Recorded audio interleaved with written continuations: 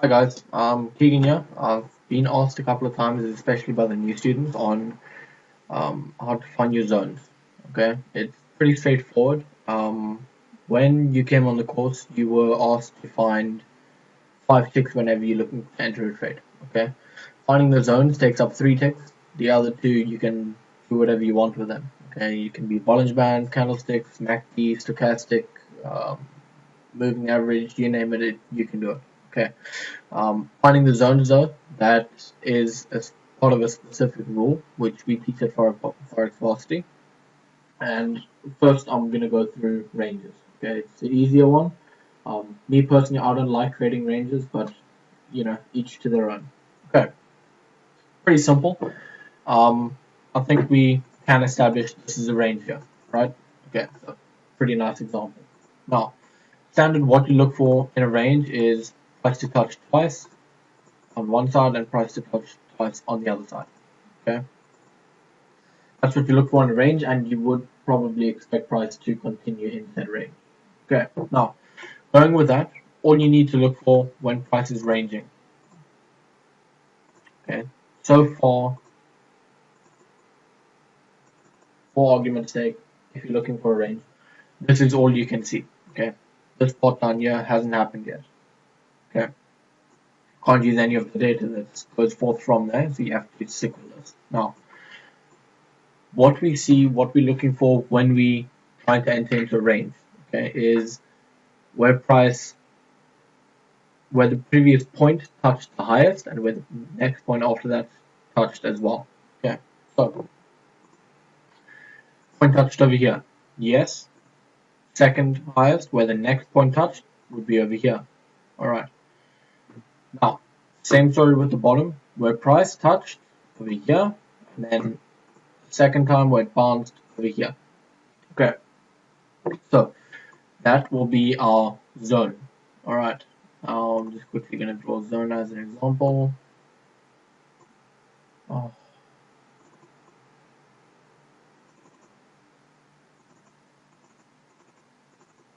my word. Okay, it's happening again. Okay, there will be your zone, and your second one will be down here at the bottom. Okay, pretty simple, easy enough to understand. All you're looking for now is to extend it. Okay, you're extending your range. So going with that, you're extending it now out even further than you originally did. Oh my word. Okay, hold on. To that. Okay. So price bounce there, price bounce there. Too late to enter into this now. So you would have entered over here when price bounced. If you move your stop loss 22 pips underneath your zone as we teach, which would be quite far away, but okay, we want you to go according to risk. If you entered the trade over there and you went all the way up, you would have made minus $168. Okay.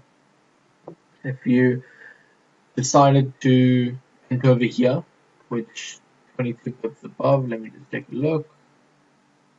Okay, you might not have been stopped out depending on when you decided to enter into the trade. Or going according to previous support and resistance. Okay, there's nothing there. I'm not going to waste my time. Okay. If you decided to enter into a trade and you didn't trade with stop losses or you moved your stop loss away so you'd stay in, it does happen. Sometimes it's good, sometimes it's bad. It's purely your own analysis. Okay, but if you did enter into this trade, you would have made a nice 190, 179 perf, which is decent.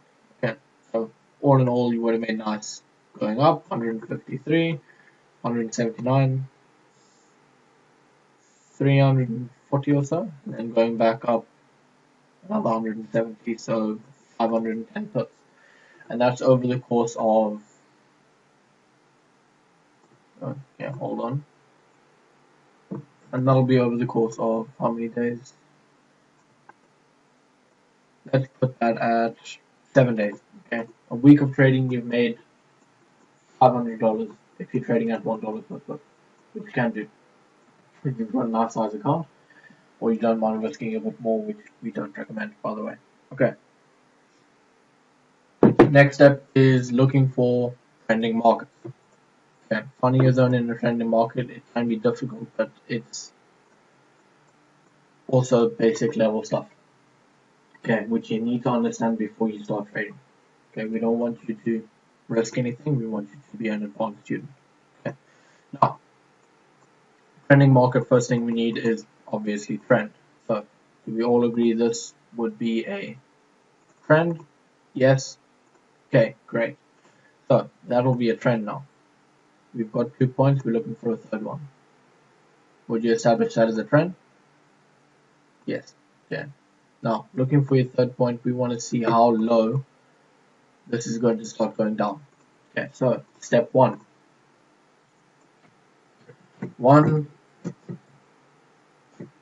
Trend. Okay, it's needed, guys. You can't trade if you don't have trend or you don't have a range.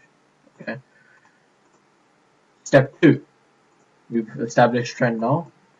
So 2 will be what? Yes, you guessed it. Fib. Okay. Now the rules with Fibonacci are as follows. Okay. The whole point of Fibonacci is drawing from point A to point B to find your point C. Okay, your point C is going to be your entry, because C becomes your A, and if you entered at A, you're going to be in for a nice long trend upwards, and you're going to maximize your profits. Okay. If I went a little bit too fast, basically your C point equals max profit. Alright.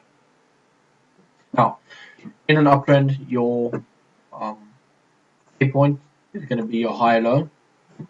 So there we go. This is your lower low, lower high, higher low, higher high. Okay. Your B point is your higher high. There's your B. And then your C point is what you're going to need to do with Fibonacci. Okay, so Fibonacci, draw it from point A to point B. There you go, very simple. Now we can move a little bit forward. Okay, now we say point C is going to be roughly 61.8, 50, whatever it might be. Okay, trick with this, learned it via trial and error, but it does work very, very well, is draw horizontal line on the 61.8, draw horizontal line on the 50. Okay, just go a little bit back in time and look for strong support and resistance in the zone. Okay, so here we see one clearly right next to the 60, and price has bounced twice, a couple of times off of it, so that'll be a nice valid one. We can go a little bit back, and there's one close to 50. Okay, so that'll basically be our entire zone. Alright, now there's your zone. Go between your two horizontal lines, and it's got your 50 and 61.8. Okay, there's a lot of technical barriers in there. Okay, and that is step 3. Look for